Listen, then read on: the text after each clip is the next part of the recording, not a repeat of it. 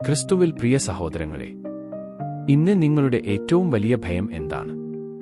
ഒരുപക്ഷേ അത് രോഗഭയമായിരിക്കാം. ഒരുപക്ഷേ അത് പരാജയഭയമായിരിക്കാം. ഒരുപക്ഷേ നിങ്ങൾ സ്നേഹിക്കുന്ന ഒരാളെ നഷ്ടപ്പെടുമോ എന്ന ഭയമായിരിക്കാം. ഒരുപക്ഷേ അത് ഭാവിയെക്കുറിച്ചുള്ള ഭയമായിരിക്കാം. അല്ലെങ്കിൽ മറ്റുള്ളവർ നിങ്ങളെക്കുറിച്ച് എന്ത് ചിന്തിക്കുമെന്ന ഭയമായിരിക്കാം. ഭയം മനുഷ്യജീവിതത്തിലെ ഏറ്റവും ശക്തമായ ശക്തികളിലൊന്നാണ്. അത് നമ്മെ സംസാരിക്കുന്നതിൽ നിന്നും, പ്രവർത്തിക്കുന്നതിൽ നിന്നും, സ്നേഹിക്കുന്നതിൽ നിന്നും, വിശ്വസിക്കുന്നതിൽ നിന്നും, ദൈവവിളി പിന്തുടരുന്നതിൽ നിന്നുപോലും തടയും. അതുകൊണ്ടാണ് ഇന്നത്തെ സുവിശേഷം വളരെ മനോഹരമായത്. 3 പ്രാവശ്യം യേശു പറയുന്നു, ഭയപ്പെടേണ്ട. യേശു ഒരു കാര്യം ആവർത്തിച്ചു പറയുമ്പോൾ നാം പ്രത്യേകം ശ്രദ്ധിക്കണം. ഇന്ന് നമ്മുടെ ജീവിതത്തെ ദൈവത്തിന്റെ കണ്ണുകളിലൂടെ കാണാൻ പഠിക്കുമ്പോൾ ഭയത്തിന്റെ ശക്തി എങ്ങനെ ഇല്ലാതാകുന്നു എന്ന് യേശു നമ്മെ പഠിപ്പിക്കുന്നു. വർഷങ്ങൾക്ക് മുമ്പ് ചാൾസ് ബ്ലോണ്ടിൻ എന്ന പ്രശസ്തനായ കയറുനർത്തക്കാരൻ നയാഗ്ര വെള്ളച്ചാട്ടത്തിന് മുകളിലൂടെ കയർ കെട്ടി നടന്നുകൊണ്ട് ആയിരങ്ങളെ അത്ഭുതപ്പെടുത്തി. ആയിരക്കണക്കിന് ആളുകൾ അത് കാണാൻ ഒത്തുകൂടി. പലതവണ വിജയകരമായി കടന്നുപോയ ശേഷം അദ്ദേഹം ജനക്കൂട്ടത്തോട് ചോദിച്ചു, എന്റെ തോളിൽ ഒരാളെ ഇരുത്തി ഞാൻ ഈ വെള്ളച്ചാട്ടം കടക്കുമെന്ന് നിങ്ങൾ വിശ്വസിക്കുന്നുണ്ടോ? എല്ലാവരും ഒരുമിച്ച് വിളിച്ചു പറഞ്ഞു, അതെ, ഞങ്ങൾ വിശ്വസിക്കുന്നു. അപ്പോൾ അദ്ദേഹം ചോദിച്ചു, എങ്കിൽ ആരാണ് എന്റെ തോളിൽ കയറാൻ തയ്യാറുള്ളത്? പെട്ടെന്ന് ജനക്കൂട്ടം നിശബ്ദമായി. അദ്ദേഹത്തിന് അത് ചെയ്യാൻ കഴിയുമെന്ന് എല്ലാവരും വിശ്വസിച്ചു. എന്നാൽ അദ്ദേഹത്തെ പൂർണ്ണമായി വിശ്വസിച്ച് അദ്ദേഹത്തിന്റെ തോളിൽ കയറാൻ ആരും തയ്യാറായില്ല. സഹോദരങ്ങളെ, പലപ്പോഴും നമ്മുടെ അവസ്ഥയും ഇതുതന്നെയാണ്. ദൈവമുണ്ടെന്ന് നാം വിശ്വസിക്കുന്നു. ദൈവം നമ്മെ സ്നേഹിക്കുന്നു എന്ന് നാം വിശ്വസിക്കുന്നു.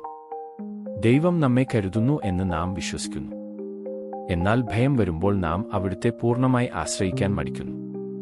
ഇന്നത്തെ സുവിശേഷത്തിൽ യേശു നമ്മെ കേവലം അവനിൽ വിശ്വസിക്കാൻ മാത്രമല്ല, അവനെ പൂർണ്ണമായി ആശ്രയിക്കാനും ക്ഷണിക്കുന്നു.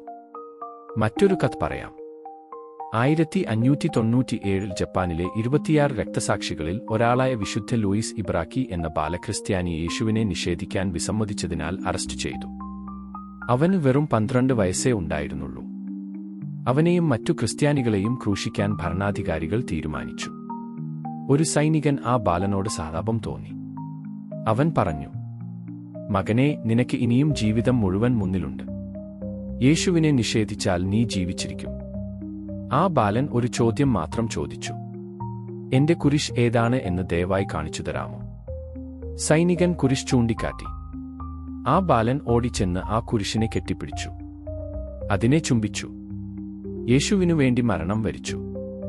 12 വയസ്സുള്ള ഒരു കുട്ടി പല മുതിർന്നവർക്കും മനസ്സിലാകാത്ത ഒരു സത്യം മനസ്സിലാക്കിയിരുന്നു: ക്രിസ്തു ജീവിതത്തേക്കാൾ വിലപ്പെട്ടവനാണ്. ആ കുട്ടിക്ക് ആ ധൈര്യം എവിടെ നിന്നാണ് ലഭിച്ചത്?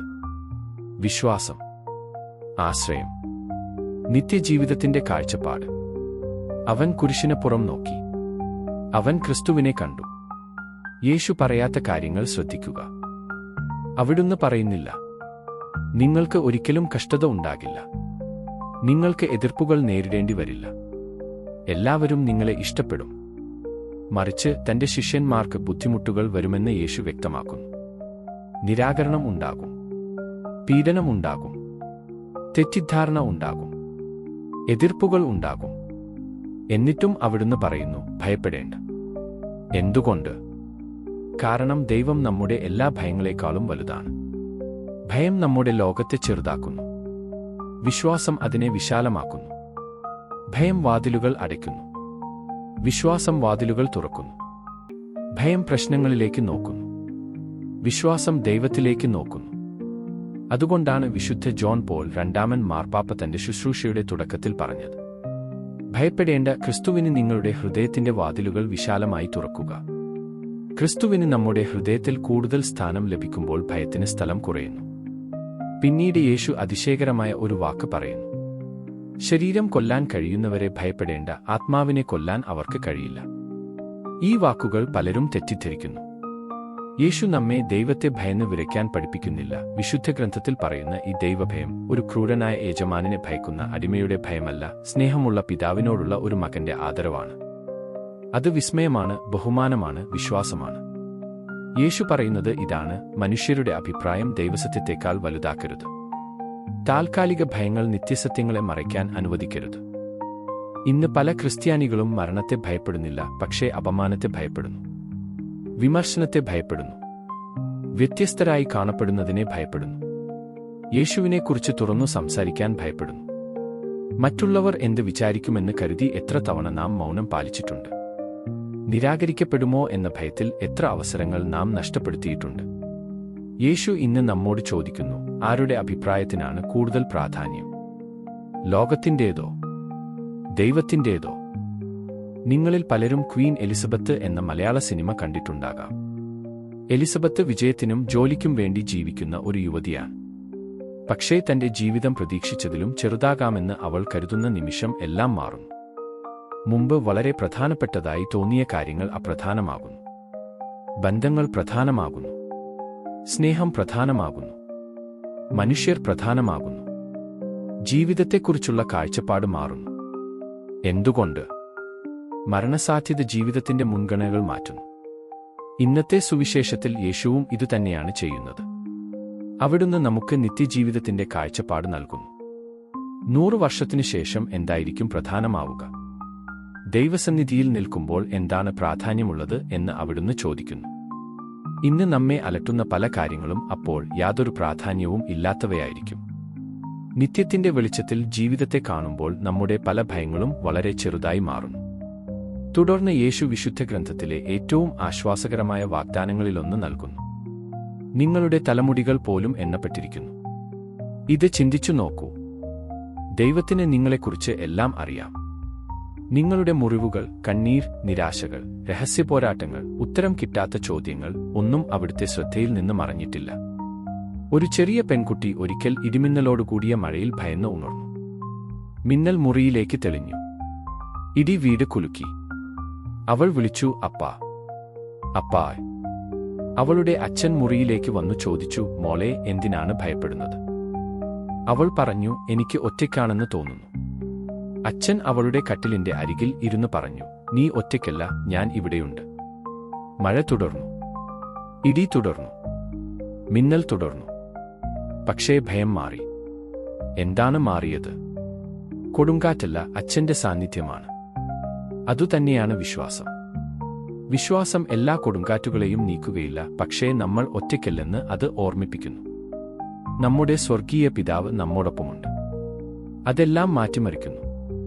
യേശു തുടർന്ന് പറയുന്നു, ഞാൻ ഇരുട്ടിൽ നിങ്ങളോട് പറയുന്നത് വെളിച്ചത്തിൽ പ്രസംഗിക്കുവിൻ. സുവിശേഷം മറച്ചുവെക്കാനുള്ളതല്ല. സ്നാനമേറ്റ ഓരോ ക്രിസ്ത്യാനിയും ഒരു മിഷനറിയാണ്.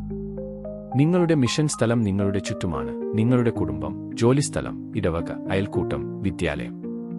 പ്രത്യാശ തേടുന്നവർ നിങ്ങളുടെ ചുറ്റുമുണ്ട്. അർത്ഥം തേടുന്നവർ നിങ്ങളുടെ ചുറ്റുമുണ്ട്. ദൈവത്തെ തേടുന്നവർ നിങ്ങളുടെ ചുറ്റുമുണ്ട്. ഒരുപക്ഷേ അവർ വായിക്കുന്ന ഏക സുവിശേഷം നിങ്ങളുടെ ജീവിതമായിരിക്കും. വിശുദ്ധ തെരേസ് ഓഫ് അവില പറയുന്നു, ഇപ്പോൾ ഭൂമിയിൽ ക്രിസ്തുവിന് നിങ്ങളുടെ ശരീരം ഒഴികെ മറ്റൊരു ശരീരമില്ല. എത്ര വലിയ ഉത്തരവാദിത്വം! എത്ര വലിയ ഭാഗ്യം! വിശുദ്ധ ജോൺ ഓഫ് ദ ക്രോസ് ഭയത്തെ നന്നായി മനസ്സിലാക്കിയിരുന്നു. അദ്ദേഹം മാസങ്ങളോളം ഇരുണ്ട ഒരു തടവറയിൽ കഴിഞ്ഞു. അവഹേളിക്കപ്പെട്ടു, മർദ്ദിക്കപ്പെട്ടു, മറക്കപ്പെട്ടു. എന്നിട്ടും ആ ഇരുട്ടിൽ നിന്നാണ് ക്രൈസ്തവ ആത്മീയതയിലെ ഏറ്റവും മനോഹരമായ കൃതികൾ പിറന്നത്. അതുകൊണ്ടാണ് വിശുദ്ധന്മാർ നിർഭയരായത്. ദൈവം അവരുടെ ഏറ്റവും വലിയ നിധിയായി മാറിയിരുന്നു. പ്രിയ സഹോദരങ്ങളെ, ഇന്ന് യേശു വീണ്ടും വീണ്ടും പറയുന്നു, ഭയപ്പെടേണ്ട. ഈ ദേവാലയത്തിൽ നിന്ന് മടങ്ങുമ്പോൾ വിശുദ്ധ തെരേസ് ഓഫ് അവിലയുടെ വാക്കുകൾ ഹൃദയത്തിൽ സൂക്ഷിക്കാം. ഒന്നും നിങ്ങളെ അസ്വസ്ഥരാക്കരുത്. ഒന്നും നിങ്ങളെ ഭയപ്പെടുത്തരുത്. എല്ലാം കടന്നുപോകുന്നതാണ്. ദൈവം മാത്രം മാറാത്തവനാണ്. ദൈവമുള്ളവൻ ഒന്നിനും കുറവില്ല. ദൈവം മാത്രം മതി. ഭയം വീണ്ടും വരുമ്പോൾ യേശുവിന്റെ ഈ വാക്കുകൾ ഓർക്കുക. ഭയപ്പെടേണ്ട, നിങ്ങൾ അനേകം കുരുവികളേക്കാൾ വിലപ്പെട്ടവരാണ്. ആമേൻ.